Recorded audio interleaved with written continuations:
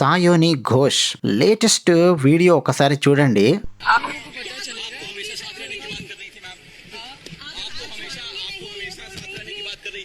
देखिए आप मैं चड्डा नहीं हूँ ये मैं आपको जवाब नहीं दूंगी. मैं जवाब सिर्फ अपने क्षेत्र के लोगों को. ये लोग आपकी बात सुन रहे हैं सायोनी जी. ये आवाज आपके लोगों तक पहुँच रही है. क्या कुछ आप बताएंगे? आवाज भी पहुँची. चड्डा नहीं हूँ चड्डी बन जाऊँ ऐसी बात आप तंज कर रही थी. ऐसी बातें क्यों कर रही थी? ఏంట్రా కొంచెం ఎక్కువ చేస్తుండ అనిపించట్లా? యాషాలు తగ్గించి పందుడు. ఢిల్లీ విమానాశ్రయంలో దిగి బయటకు వస్తూ ఉంటే జర్నలిస్టులు ఆమె మూతి ముందు మైక్ ఎట్టేసి, ఏందక్కా ఏం సంగతే, దీదీని వదిలిపెట్టను అని చెప్పావే, రాఘవ్ చెద్దాను అవమానించావే, మరి ఏం సంగతి, దీదీని వదిలేసి నువ్వు జంప్ జిల్లానే అవుతున్నావంటగా, రెబల్స్ ఉన్నారే టీఎంసీ ఎంపీలు వాళ్లతో పాటు ఇంకో సైడ్ వచ్చేస్తున్నావంటగా, ఏంది కథ అని చెప్పి అడిగారు జర్నలిస్టులు.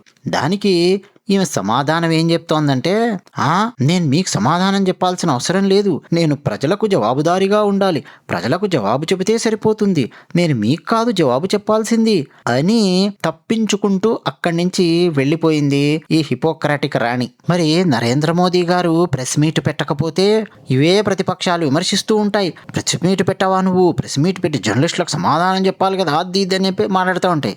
ఇప్పుడు ఈమె జస్ట్ ఒక జర్నలిస్టు, ఏందమ్మా నువ్వు జస్ట్ నెల రోజుల ముందు అలా మాట్లాడావు, ఇప్పుడేంటి మరి ఈ పని చేస్తున్నావు, కథ ఏంటి అంటే, నేను మీకు కాదు సమాధానం చెప్పాల్సింది, ప్రజలకు సమాధానం చెప్పాలని చెప్పి డైలాగులు వేస్తుంది. హిపోక్రసీ ఎలా ఉంటుందో చూడండి. వేరే వాళ్ళ విషయం వచ్చినప్పుడు ఒకలాగా, మనకు దెబ్బ పడినప్పుడు, మనకు బ్యాండ్ మోగినప్పుడు మనం మాట్లాడేది హిపోక్రటిక్ డైలాగ్స్. కానీ ఇప్పుడు సచ్చినట్టు అండి, ఈమెకి ఇష్టం ఉందా లేదా అనే సంబంధం లేదు. రేపు బీజేపీ తీసుకురాబోయే బిల్స్ ఏదైతే ఉంటాయో వాటికి నోరు మూసుకొని ఓటేయాల్సిందే లోక్సభలో. ఇక బీజేపీని విమర్శించడం కాదు కదా, మోదీ గారి పేరు అమిత్ షా గారి పేరు ఎత్తాలంటేనే గజగజ వణికిపోతున్నారు వీళ్ళు. మోదీ గారిని అమిత్ షా గారిని ఏమన్నా అన్నారంటే అక్కడ వెస్ట్ బెంగాల్ లోపల శుభేందు అధికారి వీళ్ళ తోకలు ఒక్కొక్కరు ఎలా కొయ్యాలో కోస్తారు. నిజంగా ఈమెకు దమ్ముంటే బయటికి రమ్మనండి, పార్టీ నుంచి బయటకు వచ్చి నేను ఇండిపెండెంట్ ఎంపీగా ఉంటాను, లేకపోతే అవన్నీ కాదండి మమతా దగ్గరే ఉంటాను, నేను మమతానే మా అక్క, నేను మమతాతోనే ఉంటాను రాబాయ్ అని చెప్పి ఉండమనండి, చూద్దాం ఏం జరుగుతుందో. అవన్నీ తెలిసి ఈమెకి ఓడిపోయేసరికి జంపు జిల్లాని. టీఎంసీ ఓడిపోయిన తర్వాత రెబల్గా మారి, ఎవరికి, మమతాకు రెబల్గా మారి బీజేపీ లేదా ఎన్డీఏ అందాం సపోర్ట్ చేసే గ్రూపులో జాయిన్ అవుతోంది.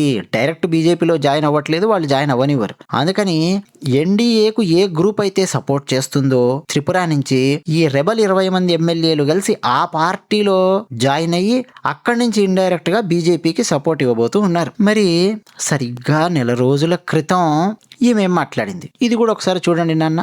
राघव चड्ढा का आपने देखा अभी हाल में? सायोनी घोष है ना, वो चड्डा नहीं है, इसीलिए वो चड्डा चड्डी नहीं होगा कभी.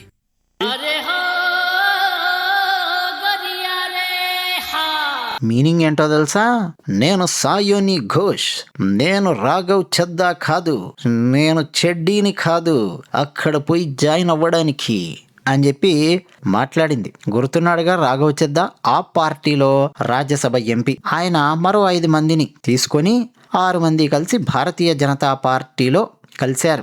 ఆ టైంలో ఈమె చేసిన వ్యాఖ్య అనమాట, ఆ చెద్దా కలిశాడేమో గాని నేను చెడ్డీని గాను అక్కడ వెళ్ళి కలవడానికి అని చెప్పి డైలాగులు కొట్టింది. అందుకే అంటారండి, ఎవరిని అనవసరంగా లాజిక్ లేకుండా ఎగతాళి చేయకూడదు. లాజిక్ లేకుండా, పాయింట్ లేకుండా ఎగతాళి చేస్తే వాళ్లే జోక్గా మారిపోతారు. ఇప్పుడు ఏంది ఈమె, అసలు ఫస్ట్ ఈమె బీజేపీలో జాయిన్ అవ్వాలన్నా ఈ చెడ్డీని తీసుకోవాలి కదా. నేను అనట్లా, ఆవిడే అనుకుంది నేను చెడ్డీని గాను జాయిన్ అవ్వడానికి అని చెప్పి అంది.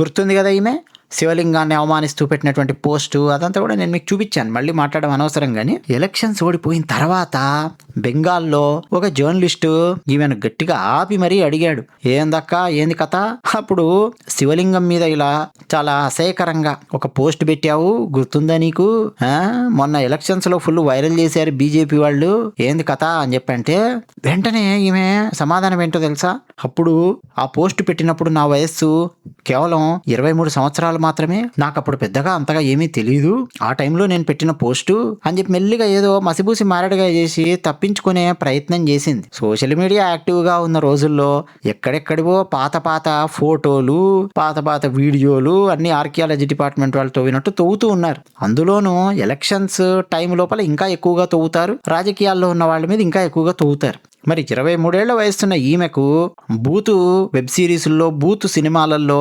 అర్ధనగ్న, ముప్పాతిక నగ్న పాత్రల్లో, సీన్స్లో బీభత్స భయానకమైన హైపర్ సెక్సువాలిటీని, ఆ ఎక్స్ప్రెషన్స్ అన్ని ఇస్తూ యాక్ట్ చేయడంలో మాత్రం ఈమెకు మెచ్యూరిటీ లేదు. 23 ఏళ్ళు వచ్చినా, 24, 25, 26, 27 ఎన్నేళ్ళు వచ్చినా అట్లాంటి వాటిలో యాక్ట్ చేయడంలో మెచ్యూరిటీ అలాగే ఉంటుంది. కానీ శివలింగం విషయంలో పవిత్రంగా ఉండాలి ఒక హిందువుగా అన్న విషయం ఈమెకు తెలియదు. విషయం ఏంటంటే అండి, బెంగాల్లో ఇష్టం వచ్చినట్టు, బెంగాల్ ఏంది మన తెలుగు వాళ్ళల్లో కూడా ఉన్నారనుకోండి, కాలకుట విశ్వవాగేశ్వరరావు లాంటి వాళ్ళు, భయంకరమైన కమ్యూనిస్టులు, బీభత్స భయానకమైన ఎర్రచొక్కాగాళ్ళు ఫుల్ ఉంటారు. మన తెలుగునాట ఉన్నారు, బెంగాల్లోనూ ఉన్నారు. వాళ్ళు కాన్స్టెంట్గా సినిమాల ద్వారా, వెబ్ సిరీసుల ద్వారా, వ్యాసాల ద్వారా, కవితల ద్వారా, పాటల ద్వారా, కథల ద్వారా, నవలల ద్వారా నిరంతరం హిందూ మతం మీద విషం చిమ్మే ప్రయత్నం చేస్తూ ఉంటారు. ఆ వాతావరణంలో పెరిగి బయటికి వచ్చినటువంటి ఈ సాయోని ఘోష్ లాంటి వాళ్ళు హిందువులే ఇళ్ళు. బట్ వీళ్ళు ఏం చేస్తున్నారో వీళ్ళకే తెలియనటువంటి యాంటీ హిందూ మత్తులో ఏది పడితే అది పోస్ట్ చేసేవాళ్ళు, ఏది పడితే అది రాసేవాళ్ళు. బీజేపీ బెంగాల్లో వచ్చేసరికి దెబ్బకు మొత్తం ఒక్కొక్కరికి ఎమ్మెల్యేలకు, ఎంపీలకు, టీఎంసీ ఎంపీలకు కుబుసాలు కదిలిపోయాయి. ఏకంగా మమతా బెనర్జీనే తోసేసి వాళ్ళు బయటికి వెళ్ళడం కాదు, నువ్వు బయటికి వెళ్ళు అని చెప్పి తంతూ ఉన్నారు మమతా బెనర్జీని. మమతా బెనర్జీ ప్రతిపక్షంలో కూర్చోవడం కాదు, మమతా బెనర్జీ టీఎంసీ పార్టీలో తానే, అంటే తన పార్టీలో తానే ప్రతిపక్షం అయిపోయినటువంటి పరిస్థితి మమతాది. ఈవిడ గుర్తుంది కదా సాయోని ఘోష్ పాట ఎలక్షన్స్ టైంలో, మేరీ దిల్ మే హై కాబా, మేరే ఆంఖో మే హై మదీనా అని చెప్పి పాట పాడింది. అంటే నా హృదయంలో మక్కా ఉన్నది, నా కళ్ళల్లో మదీనా ఉన్నది అని చెప్పి. మక్కా, మదీనా ముస్లింలకు పవిత్రమైన నగరాలు సౌదీ అరేబియాలో ఉన్నాయి, మనకు తెలుసు. అంటే ముస్లిం ఓట్లు దండుకోవడానికి చేసినటువంటి పాటలు, డ్రామాలు అవన్నీ ఇవి చాలా చేసింది. మళ్ళీ ఇప్పుడు ఇక పాట పాడుతుంది, మేరే దిల్ మే హై అయోధ్య, మేరే ఆంఖో మే హై కాశీ వారణాసి, ఈ టైప్లో పాట పాడి తీరక తప్పదు. ఎన్నికల ముందైతే ఇక టీఎంసీలో ఉండి బీజేపీ నుండి తీవ్రంగా విమర్శించేది రాఘవ్ చెద్దా ఆప్ నుంచి బీజేపీ వైపు వెళ్ళినప్పుడైతే ఇక వరుసగా ఎక్కడ చూసినా ఈమె ఆయనను తిట్టడమే, చెద్ది అని చెప్పి ఆయనను ఎగతాళి చేసి, నేను చెడ్డీని గాను, నేను ఎప్పుడు అలా మారను అని చెప్పి బలంగా మాట్లాడేది. మమతా బెనర్జీకి అత్యంత విధేయురాలుగా ఉండేది. ఈడీ అన్నా, సిబిఐ అన్నా భయం లేని స్ట్రాంగ్ లీడర్ లాగా కనిపించేది. అంటే కటింగ్ అనమాట, మేకపోతే గాంభీర్యం. నేను జై శ్రీరామ్ రాజకీయాలు ఎప్పుడూ చేయను అని చెప్పి అవసరమన్నా లేకపోయినా ఎలక్షన్ క్యాంపెయినింగ్లో డైలాగులు కొట్టేది. రాముణ్ణి నేను వాడుకోను రాజకీయాల కోసం అని చెప్పి డైలాగులు కొట్టేది. హిందువులందరూ ఐకమత్యంతో ఓటేసేసరికి దెబ్బకు రాముడు గుర్తొచ్చాడు, శివుడు గుర్తొచ్చాడు, మొత్తం ముక్కోటి దేవతలందరూ గుర్తొచ్చారు. అసలు ఆ ఎలక్షన్స్ టైంలో మమతా బెనర్జీ మీద డైలాగులు అండి, ఈమె అదేంటంటే డైలాగు సాడీ మమతాను పొగుడుతూ, తన దీదీని పొగుడుతూ, హవాయి చప్పల్ సఫేద్ సాడీ ఏక్ నారీ సౌపే బారీ అని చెప్పాను.